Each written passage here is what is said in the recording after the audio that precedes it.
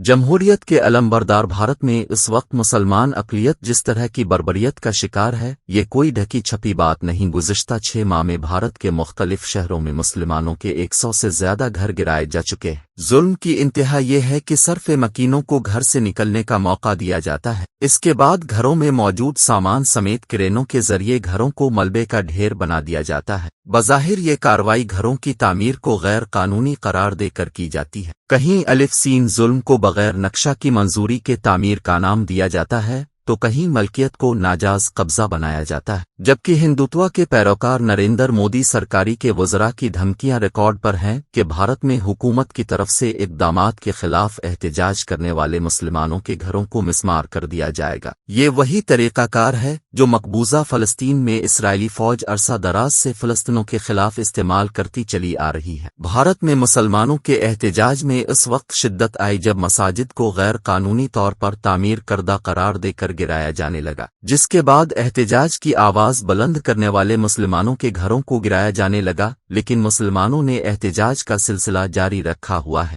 اسی طرح کی صورتحال سے مقبوضہ کشمیر میں کشمیری عرصہ دراز سے دوچار ہیں، جنہیں اب نریندر مودی سرکار اقلیت میں بدلنے کے تیاریوں میں ہے۔ افسوس کی بات یہ ہے کہ بھارت میں مسلمان اقلیت پر توڑے جانے والے مظالم ہوں یا مقبوضہ کشمیر میں کشمیریوں کی نسل کشی، پوری دنیا نے الف سین پر آنکھیں بند کر رکھی ہے۔ عالمی بے حسی کا نتیجہ ہی ہے، جس کی بدولت مقبوضہ کشمیر میں ناجائز قابض بھارتی فوج کو مزید بربریت کی شے ملتی ہے۔ اس کی تازہ مثال 28 اگست 2022 کو آزاد کشمیر کے ذہنی طور پر معذور شہری تبارک حسین کے غلطی سے لائن آف کنٹرول پار کرنے کے بعد اس پر بھارتی سیکورٹی فورسز کی فائرنگ ہے۔ حالانکہ بھارتی فوجی دیکھ چکے تھے کہ تبارک حسین کے پاس نہ کوئی اسلحہ تھا، نہ ہی اس نے کوئی تھیلا یا سامان اٹھا رکھا تھا، جس سے شک ہوتا کہ وہ کسی غلط مقصد کے ساتھ دن دہاڑے مقبوضہ کشمیر میں داخل ہوا ہے۔ تبارک حسین کے پیروں میں جوتا تک نہیں تھا، اس کے کپڑے بھی ظاہر کر رہے تھے کہ وہ مفلوک حال شخص ہے۔ اس کے باوجود تبارک حسین پر فائرنگ کی گئی۔ وہ زخمی ہے کر گرا تو تلاشی کے دوران الف سین کی جیبوں سے کاغذ کا ٹکرا تک برآمد نہیں ہوا۔ بھارتی فوجیوں کو احساس ہو چکا تھا کہ زخمی شخص غیر ارادی طور پر مقبوضہ کشمیر میں داخل ہوا ہے۔ اسے زخمی حالت میں اٹھا کر ہسپتال منتقل کرنے کی بجائے بھارتی فوجی اپنے کیمپ میں لے گئے، جہاں اسے مزید تشدد کا نشانہ بنایا گیا۔ ساتھ ہی بھارتی میڈیا کو خبر جاری کر دی گئی کہ آزاد کشمیر سے دہشت گردی کی غرض سے داخل ہونے والے ایک دہشت گرد کو گرفتار کر لیا گیا ہے، جو خود کار چھوٹا اسلحہ اور دھماکہ خیز مواد سے مسلح تھا۔ اس کے چہرے کی تصویر بھی میڈیا کو فراہم کی گئی۔ ادھر آزاد کشمیر میں تبارک حسین کے ورثہ کو اس کی گمشدگی اور لائن آف کنٹرول پار کر جانے کا اندازہ ہو چکا تھا۔ بھارتی میڈیا میں جاری پروپیگنڈا نے اس کی تصدیق کر دی۔ بھارت میں تبارک حسین کی گرفتاری کی خبر کو بھارتی فوج کے بڑے کارنامے کے طور پر پیش کیا جا رہا تھا۔ پاکستانی حکام نے فوری طور پر سفارتی ذرائع سے بھارت سرکار سے رابطہ کیا اور بتا دیا گیا کہ تبارک حسین ذہنی طور پر معذور ہے، جو غیر ارادی طور پر لائن آف کنٹرول پار کر گیا ہے۔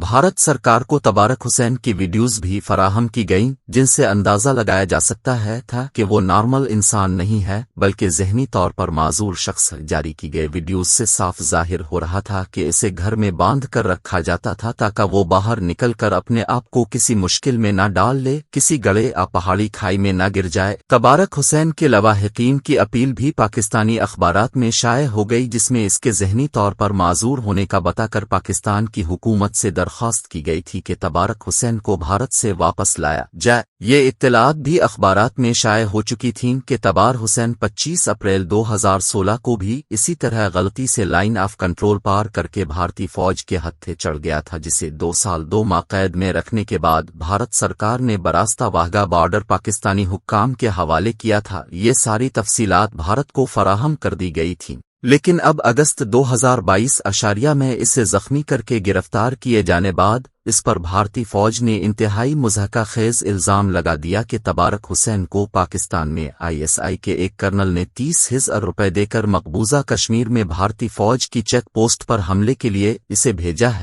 तबारक हुसैन भारतीय मीडिया में मुसलसल दहशतगर्द करार दिया जा रहा था। ताहम पाकिस्तानी हुकूमत की तरफ से तबारक हुसैन की 2016 में मकबूजा कश्मीर में गिरफ्तारी और 26 माह बाद वाहगा के रास्ते वापस भेजने के हवाले से फराहम किए गए रिकॉर्ड और भारत में तबारक हुसैन के ज़हनी तौर पर माजूर होने के हवाले से मौजूद साबिका रिपोर्ट से होने वाली तस्दीक के बाद भारतीय फौज पर मुश्किल ये आन पर पड़ी कि वो इस पर की जाने वाली फायरिंग और तशद्दुद को कैसे छुपाए, और ज़हनी तौर पर माजूर होने का साबिका रिकॉर्ड सामने आने के बाद दुनिया को किया बताए कि जिसे वो पाकिस्तान से आने वाला दहशतगर्द करार देकर पाकिस्तान को बदनाम करने की कोशिशों में थे, वो सच में ज़हनी माजूर शख्स है जिसे बिलावजा गोली मार कर जख्मी कर दिया गया। उन्होंने फौरी तौर पर तबारक हुसैन को अस्पताल मुंतकिल किया, जहां इसे मरीजों वाला लिबास पहना कर अस्पताल के जदीद और तिब्बी आलात से आरास्ता बिस्तर पर लुटाने के बाद इसकी एक वीडियो भारतीय मीडिया के हवाले कर दी गई,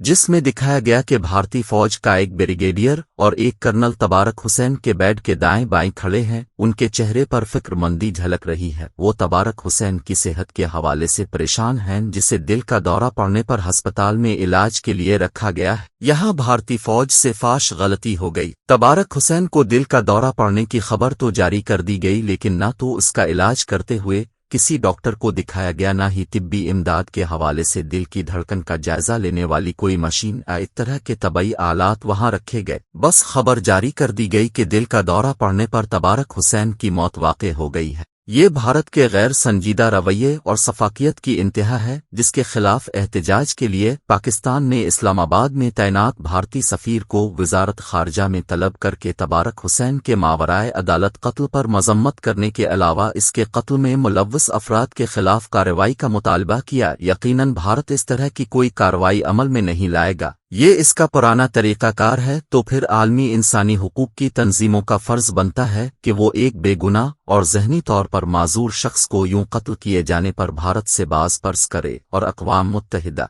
भी इस पर भारत से जवाब तलब करे।